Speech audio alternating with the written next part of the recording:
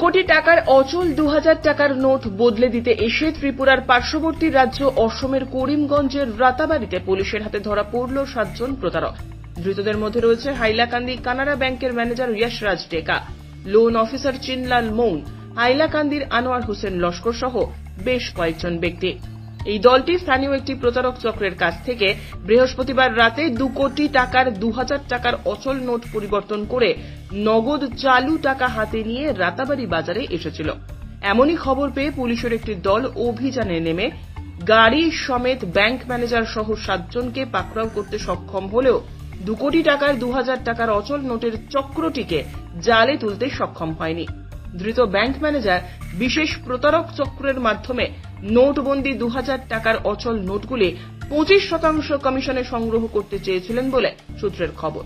তারা লেনদেন করার আগেই পুলিশ ঘটনাস্থলে পৌঁছে যাওয়াতে নগদ 50 লক্ষ টাকা ধরা পড়লেও 2000 টাকার অচল 2 কোটি টাকার প্রতারক চক্রটিকে ধরতে সক্ষম হয়নি পুলিশ।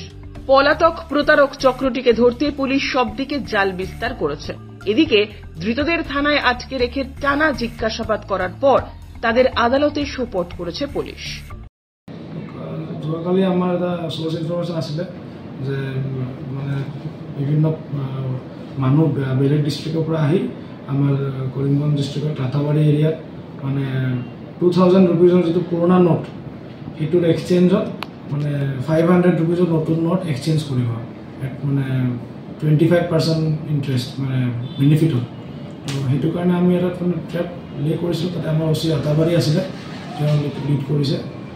লগতে আমি হেৰিটো অপাৰেশ্যনটোত আমি ছাকচেছ হৈছোঁ। আমি 6 জন মানুহ আমি এপ্ৰিহেণ্ড কৰিছোঁ।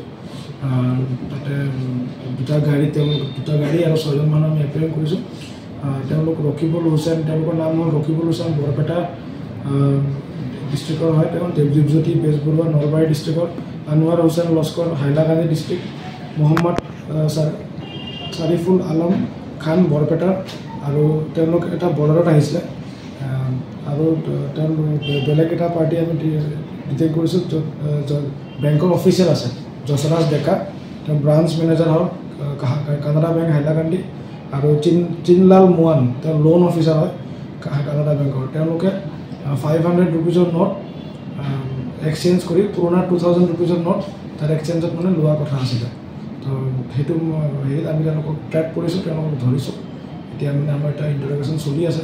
এইটোত মানে তেওঁলোকৰ মানে হেৰি আছিলে এৰাউণ্ড 50 লাখ रुपीजৰ আমি 500 रुपीजৰ নোট আমি চিজ কৰিছোঁ এইটো অপাৰেশ্যনত। এতিয়া আমি এটা কেছ ৰেজিষ্টাৰ কৰি ইনভেষ্টিগেশ্যন ষ্টাৰ্ট কৰিছোঁ যে এইটো মানে ক'ত কেনেকৈ কি ইনভলভ আছিলে। 2000 টকা নোটটো আমি ধৰিব নোৱাৰিলোঁ, তেওঁলোকে এইটো মানে পলায়ন কৰিছিলে। আমি এতিয়া তেওঁলোকক মানে চাৰ্জ কৰিছোঁ।